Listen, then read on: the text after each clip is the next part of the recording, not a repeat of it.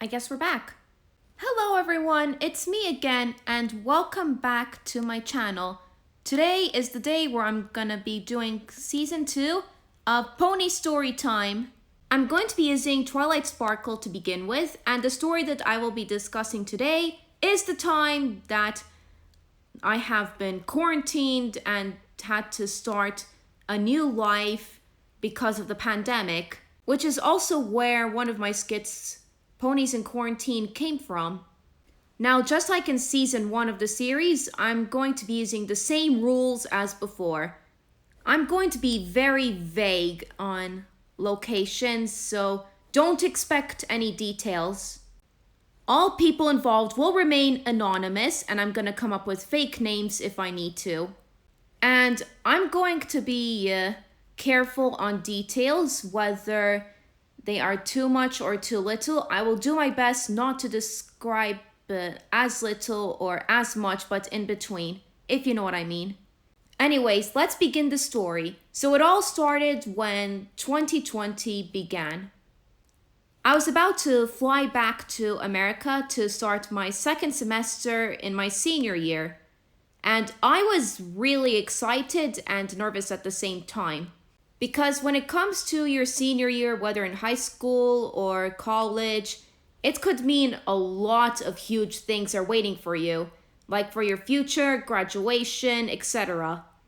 Since I have completed all of the required courses throughout my college years, I have chosen a lot of electives, which all of them involve the arts.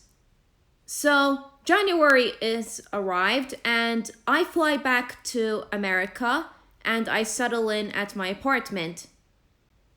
But on the very next day, I fell ill. I had no idea what happened, but my throat was in pain and I had a bit of a headache. I sneezed a couple of times too. It was not pleasant at all, and thankfully college didn't start until a week after. So I called my mom and she told me to take some Advil or Panadol and just lie down, relax, because I don't have anything. And that's exactly what I did. I was assuming that it would have been allergies or I had gotten a cold. Thankfully, I managed to recover a day before my classes began. One of my favorite classes, I'll admit, was involving communication. Specifically, it has something to do with the visuals, and since I'm good at art, I had easily passed this course. When I returned from my first day of college, I saw a trend on Twitter which involved the coronavirus. I didn't know much about it, so I decided to do some research. Apparently, this virus had begun in December 2019 in China, and it's been spreading across the country since that time.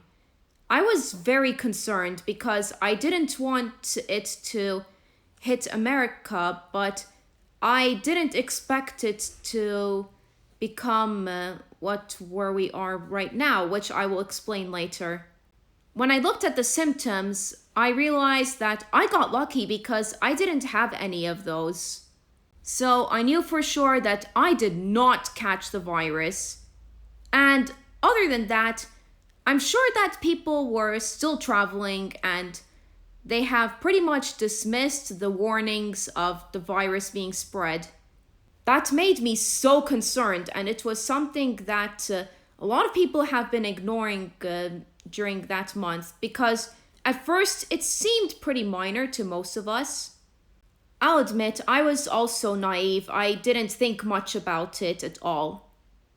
I mean, I kind of did. I had a lot of speculations about that virus, but I never got to any worry behind it. And well, I almost completely forgot about it when my birthday came, and I had a good time, and I've been doing so well in my classes, and everything seemed to be going smoothly, just like for a normal life of a college student. I got to make new friends, reconnect with old ones. Things were pretty great. I got to spend the last times of my life hanging out with other people and making the most of it.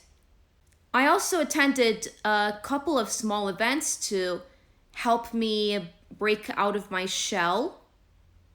And I never hesitated to ask my professors for help when I needed it.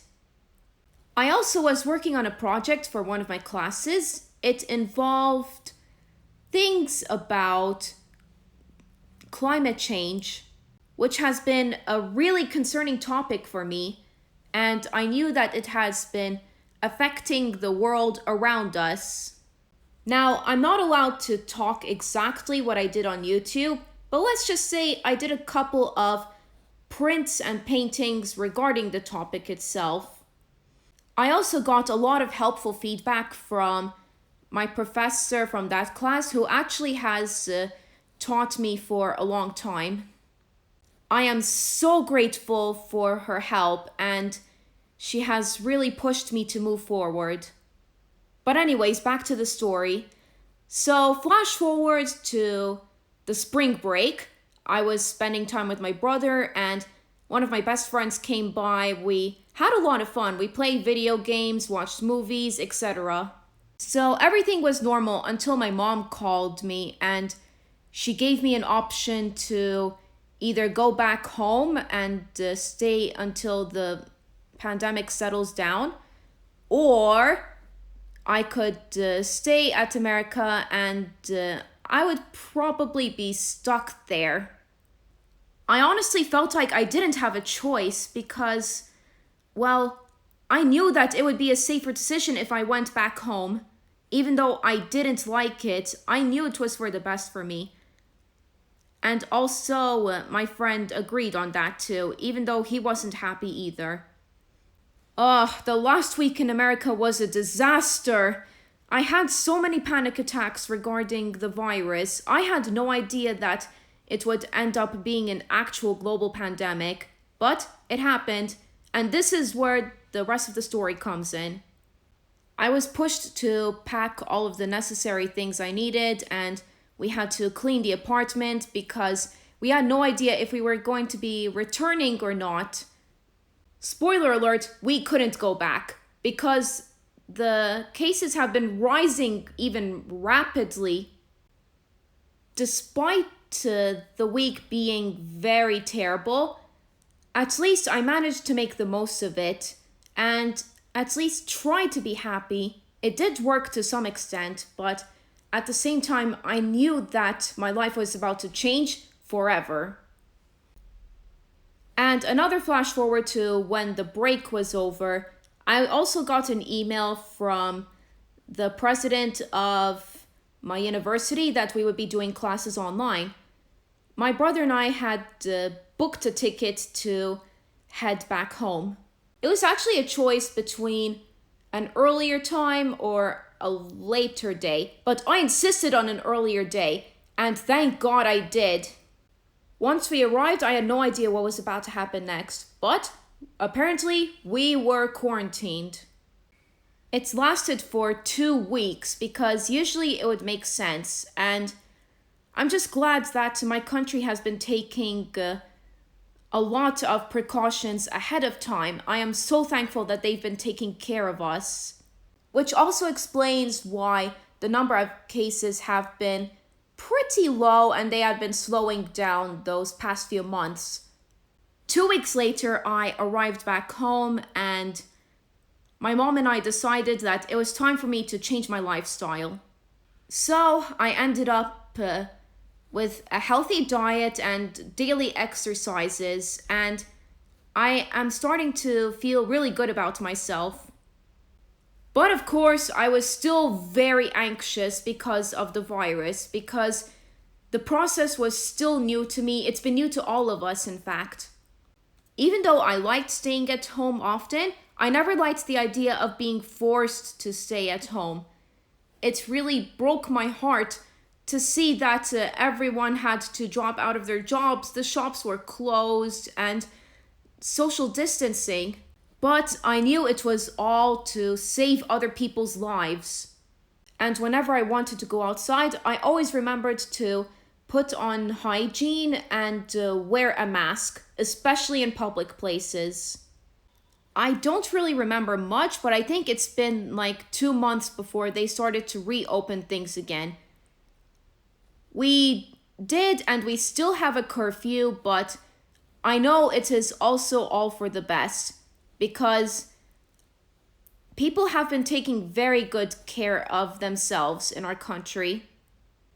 You might be wondering, what about college? Well, I'm actually going to get to that point right now.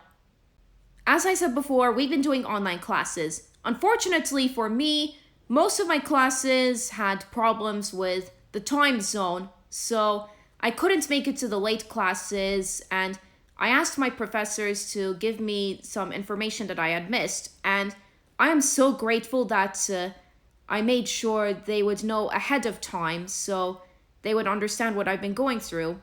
And I'm sure that most of the international students have been struggling with that as well. Luckily, at least 2 of my classes had a similar time zone as me, and I still got to meet with my professors and my classmates. Those being where I did my project and the class that I liked, the communications. I will say though that for the class with my project, I only went there to speak to my professor about my progress and for upcoming assignments. Even though she said that I could just email her, I still insisted on a Zoom call so I would understand a bit easier. Sorry, I got my wording wrong. I meant to say that I chose Zoom calls because I understand it better when I see my professors face to face when they explain things. And my professor has been so kind to me. She gave me a lot of positive feedback and a lot of suggestions, as I mentioned before. And to the class I liked, I got to interact with my students more often because I have mostly been introverted in real life. But that class helped me realize that I should get to talk to others more often. I did get along mostly with 2 other students though, but I would say that's enough for me because they have been so kind to me and I'm really thankful for that. I also managed to do my final projects very well, so that was an interesting way to end a college life. Of course, I was really upset about it, but I did come to terms of acceptance later on. Meanwhile, I still continued my lifestyle and slowly, bit by bit, I got to see the rest of my family again. But of course, we've been playing it safe, so please don't worry about it. I also got to communicate with a few old friends of mine, and it felt amazing.